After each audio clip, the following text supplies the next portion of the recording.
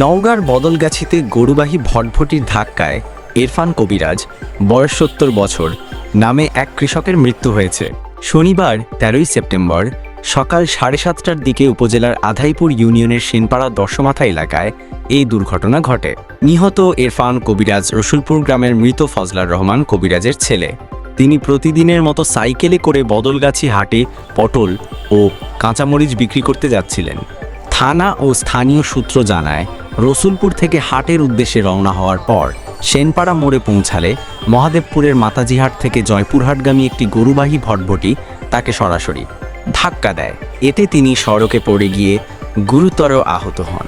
পরে স্থানীয়রা নিশ্চিত হওয়ার জন্য তাকে বদলগাছি উপজেলা স্বাস্থ্য কমপ্লেক্সে নিয়ে গেলে কর্তব্যরত চিকিৎসক তাকে মৃত ঘোষণা করেন। হাটের দিন হওয়ায় দুর্ঘটনার খবর দ্রুত ছড়িয়ে পড়লে এলাকা জুড়ে শোকের ছায়া নেমে আসে। খবর পেয়ে বদলগাছি থানা পুলিশের একটি টিম ঘটনাস্থল পরিদর্শন করে। এ সময় ভটভটি ও সাইকেল জব্দ করে থানায় নিয়ে যাওয়া হয়। বদলগাছি থানার ভারপ্রাপ্ত কর্মকর্তা তদন্ত সাইফুল ইসলাম বলেন, এই ঘটনায় সড়ক দুর্ঘটনা আইনে মামলা হয়েছে। পরিবারের অনুরোধে অভিযোগ না থাকায় নিহতের লাশের সুরতহাল শেষে দাফনের অনুমতি দেওয়া হয়েছে।